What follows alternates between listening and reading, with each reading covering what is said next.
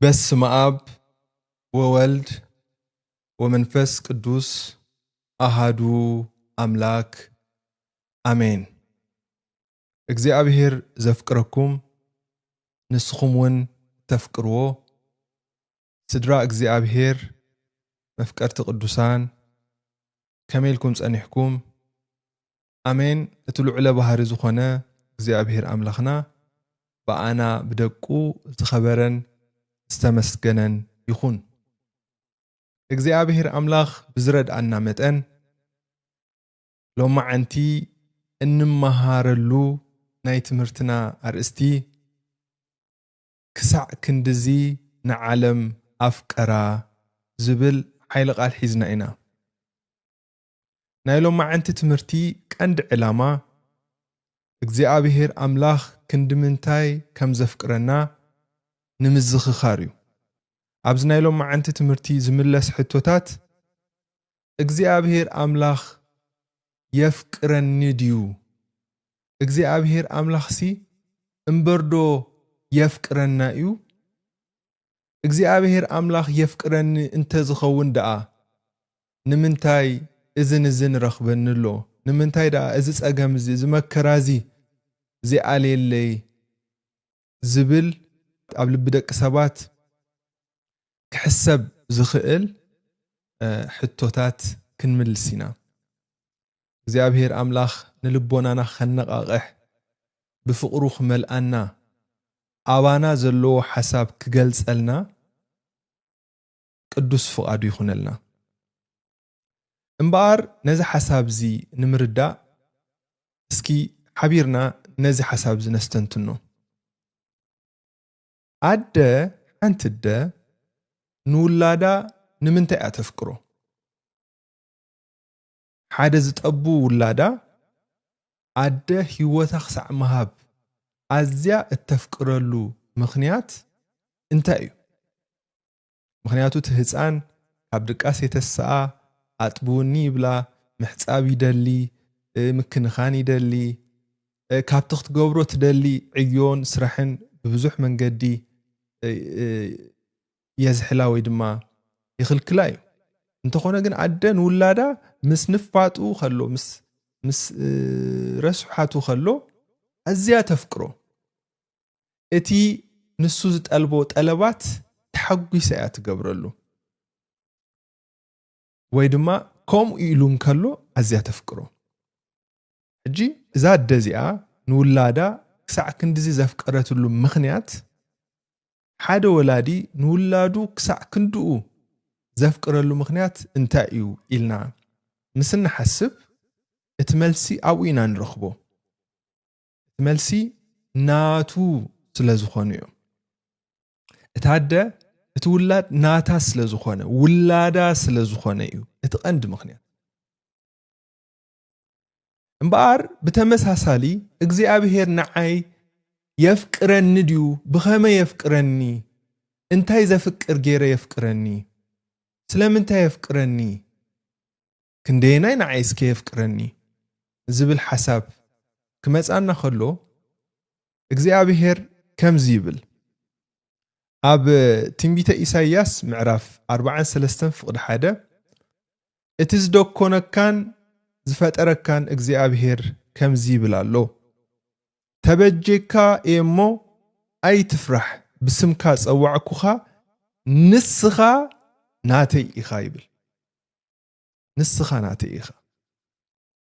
እግዚአብሔር ናተይ ኢኹም ይብል ኣሎ። ናተይ ኢኻ ናተይ ኢኺ ይብለክሎ። ስለዚ እግዚአብሔር ናቱ ስለ ዝኾንና እዩ ዘፍቅረና። ቀፂሉ ከስተንትን ከሎ ኣብ ትንቢተ ኢሳያስ ምዕራፍ 49 ፍቅዲ 15 ድማ ከም ዝብል ሓሳብ ይውስኽ ስለዚ እግዚአብሔር ከምዚ ኢሉ ይምልስ ኣሎ ኣደዶ ንፍረ ኸርሳ ክሳዕ ዘይትርህርሃሉ ነቲ ዝጠቡ ውሉዳ ክትርስዕ ይከኣላዩ ሽሕ እኳ ኣደ ንውላዳ እንተረስዐት ኣነስ ከቶ ኣይክርስዓኩምኒ ይብለና ኣሎ ምናልባት ኣደ ካብ ሚልዮን ሓደ ካብ ሽሕ ሓደ ንውላዳ ትርስዕ ኣደ ምናልባት እኳ እንተ ተረኽበት ኣነ ግና ኣይክርስዓኩምኒ ይብለና ኣሎ እግዚአብሔር ስለዚ እግዚአብሔር ካብ ኣቦ ንላዕሊ ኣቦ ካብ ኣደ ንላዕሊ ከዓ ኣደ ምዃኑ በቲ ህያው ዝኾነ ቃሉ ገይሩ ይምስክረልና ኣሎ ስለዚ ቅድመ ኩነት ኣየድልዮን እዩ ንኸፍቅረና ገና ምስ ድኻምና ከለና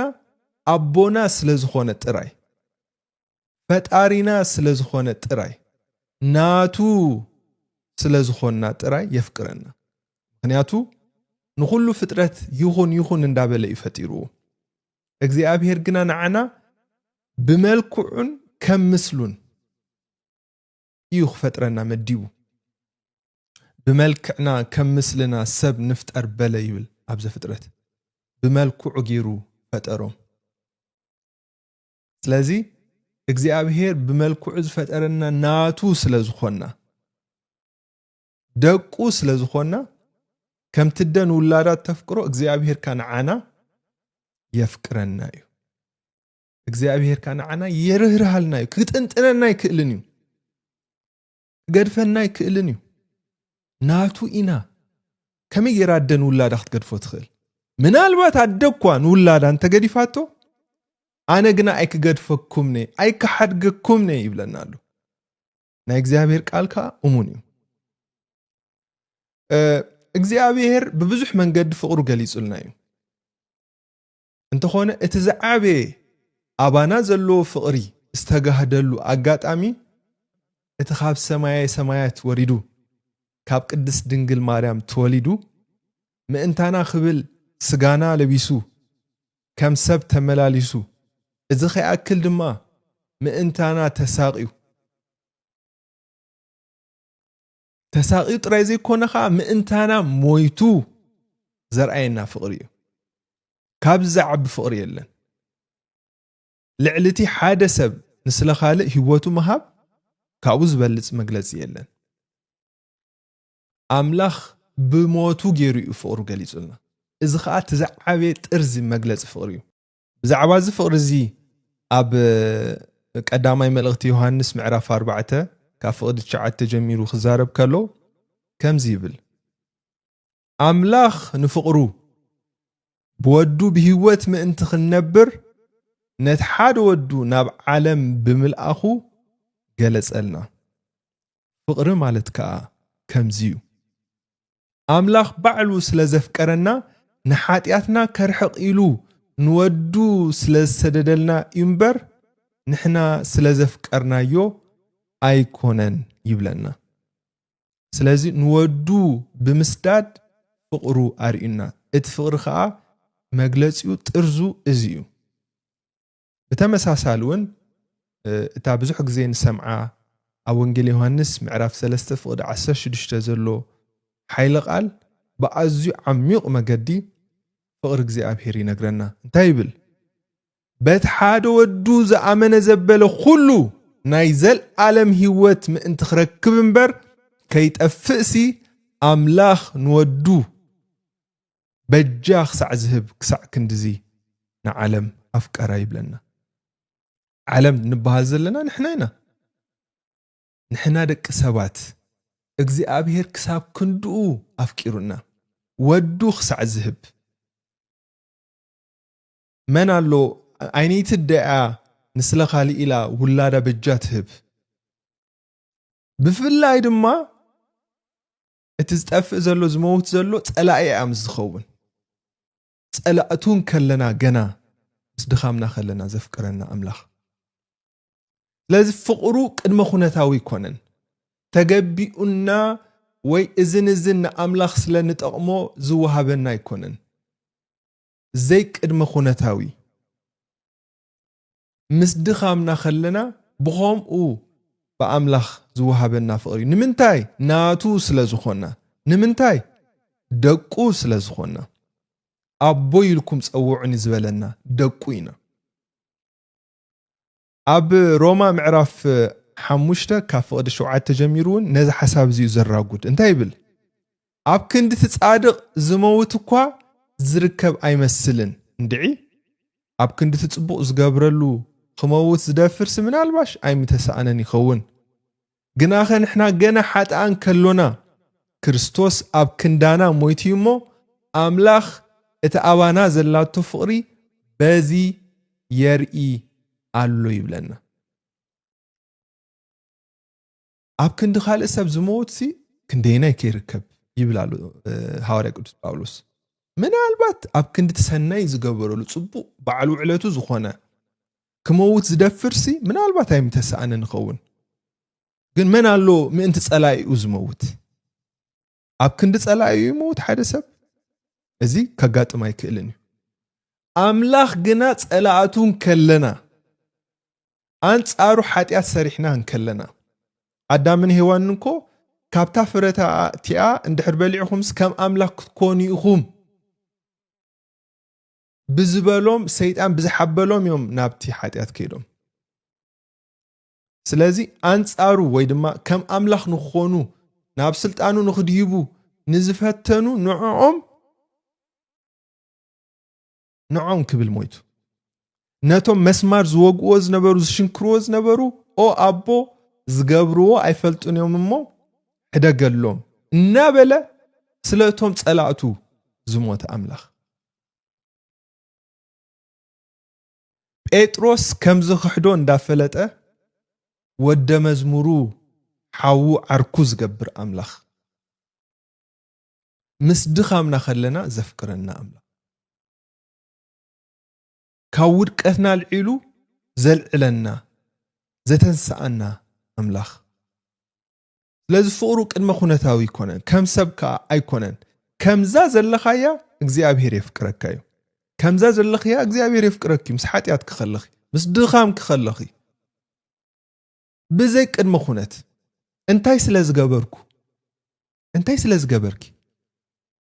ጓሉ ስለ ዝኾንኪ ናቱ ስለ ዝኾንኪ እግዚአብሔር ብኸምኡ የፍቅረኪ ንሱ ከዓ ፍቕሪ ስለ ዝኾነ ዘፍቅር ዘይኮነስ ፍቕሪ ስለ ዝኾነ ክሳዕ ሞት ስለ ዘፍቅር ገና ምስ ድኻምና ኸለና ዘፍቅረና ኣምላኽ ስለ ዝኾነ ስለዚ ፍቕሩ ልክዕ ከም ፀሓይ እዩ ፀሓይ ብርሃን ክትህብ ከላ ናታ እዩ ባህሪኣ እዩ ስለዚ እግዚአብሔር ከዓ መግለፂኡ ፍቕሪ እዩ ስለዚ ሓንቲ ትገልጽ ኣላ መዝሙር ተዘኪራት ንሲ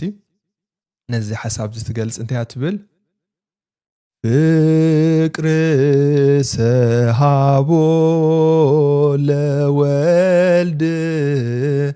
አያል መንበሩ ወአብጽሖ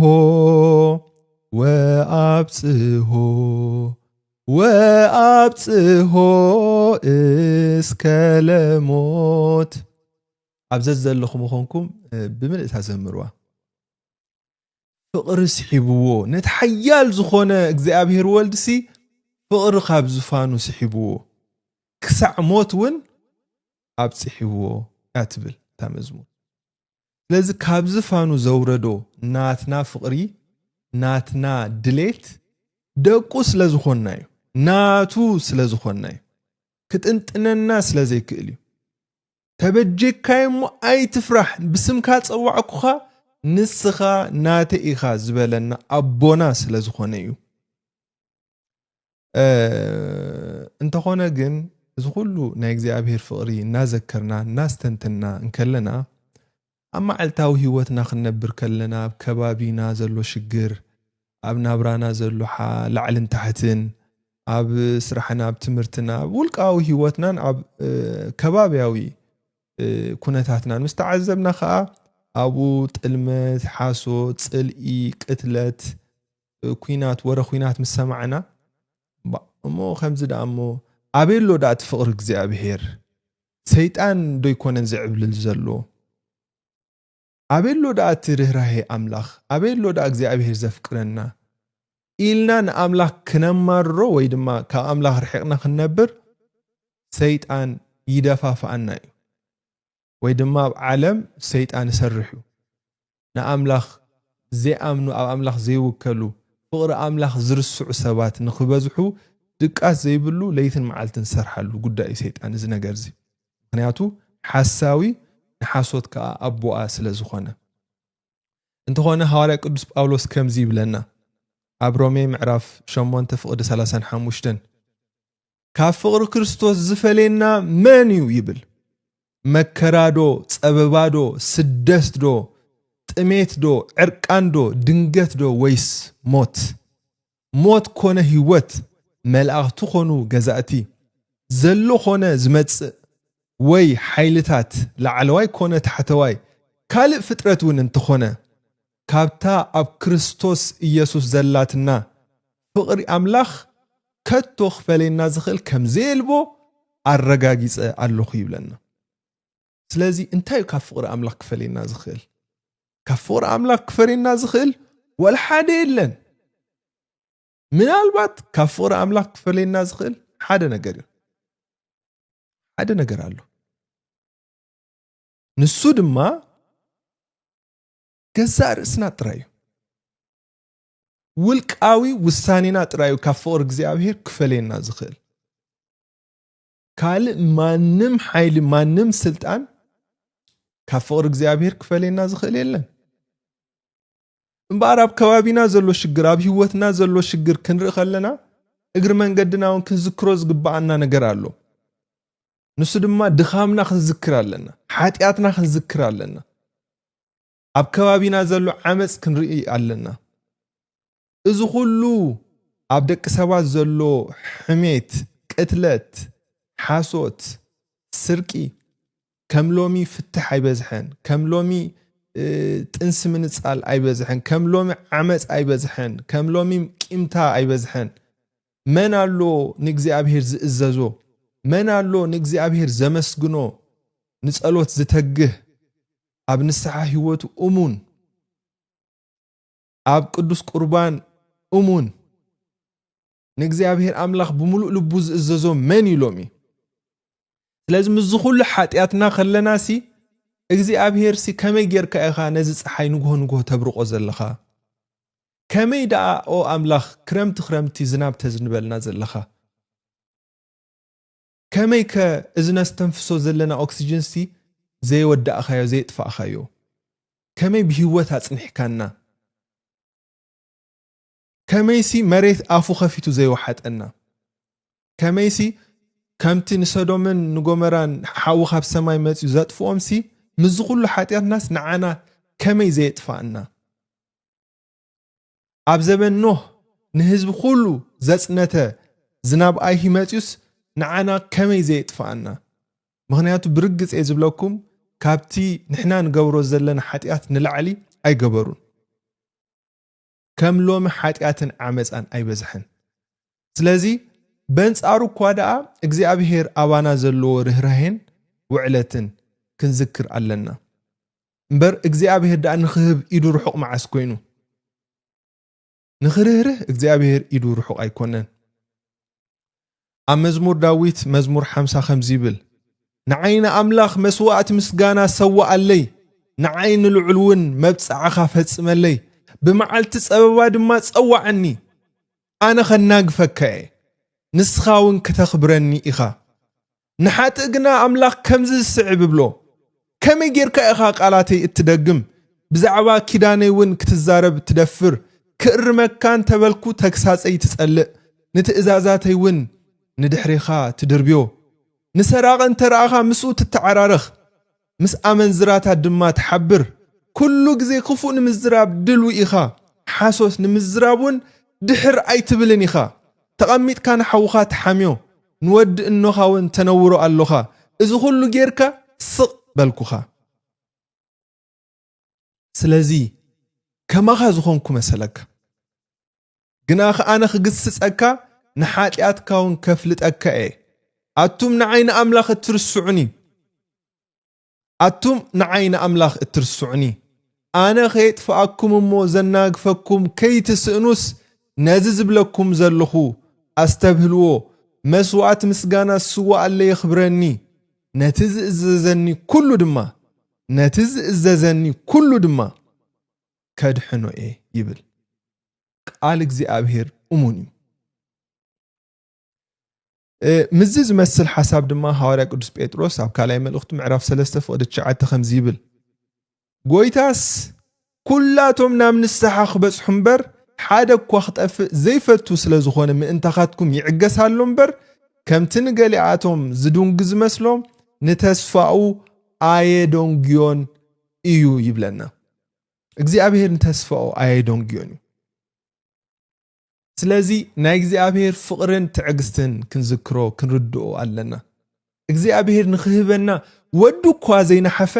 ካልእ ክህበና ከመይ ገይሩ ክንሕፍ ይኽእል ካልእ ነገር ከመይ ገይሩ ካባና ክዕቅቦ ይኽእል ነቲ ሓደ ወዱ እኳ በጃና ካብሃቦ ከመይ ደኣ ካልእ ምስኡ ኣብዚሑ ዘሂበና እንተኾነ ግን ንሕና ካኡ ንክንቅበል ድልዋት ዲና ይትሕቱ ሐዋርያ ቅዱስ ጳውሎስ ናብ ሰብሮሜ ምዕራፍ 8 ፍቕዲ 32 ከምዚ ይብል እቲ ንወዱ እኳ ምእንቲ ኩላትና ኣሕሊፉ ዝሃቦ እምበር ዘይነሓፎ ከመይ ደኣኸ ምስኡ ኩሉ ዘሂበና ይብለና ከመይ ምስኡ ኩሉ ዘሂበና ትኻልእ እሞ ቀሊል ነገር እዩ ህይወቱ እንድሕር ሓሊፉልካ ሓደ ሰብ እቲ ካልእ ኣዝዩ ቀሊል ነገር እዩ ኣብ ወንጌል ማቴዎስ ምዕራፍ 6 ፍቕዲ 33 እውን ከምዚ ይብል ንስኻትኩም ግና ንቅድም መንግስቲ ኣምላኽን ጽድቅን ድለዩ እዚ ኩሉ ድማ ክውሰኸልኩም እዩ እምበኣር ንዓና ንምድሓን ወዱ ክሳዕ ምሃብ ካብ ኣፍቀረና እቲ ካልእ ነገር ደኣ ክንድምንታይ ኣብዚሑ ዝሂበና ስለዚ ኣብ እግዚኣብሔር ዘለና ፍቕሪ ወይ እቲ እግዚኣብሔር ኣባና ዘለዎ ፍቕሪ በቲ ከባቢና ዘሎ ነገር ወይ ብግዝያዊ ነገር ዝዕቀን ኣይኮነን ብኡ ዋጋ ዕዳጋ ዝኣቱ ኣይኮነን ማለት እዩ ምክንያቱ ነቲ ሓደ ወዱ እኳ ንምሃብ ዘይበቐቐልና ነቲ ከባቢና ዘሎ ኣብ ህይወትና ዘሎ ነገራት ንዕኡ ኣዝዩ ቀሊል ነገር እዩ ሓንቲ ሓፃር ዛንታ ገይረስ ታ ትምህርቲ እንድሕር ከተናቕቃ ኮይነ እንታይ እያ ሓደ መንእሰይ ብኣዝዩ ጽኑዕ ሓሚሙ ኣብ ሆስፒታል ደቂሱ ነይሩ እዚ መንእሰይ ኣዝዩ ሓሚሙ እኳ እንተነበረ ኩሉ ግዜ ግን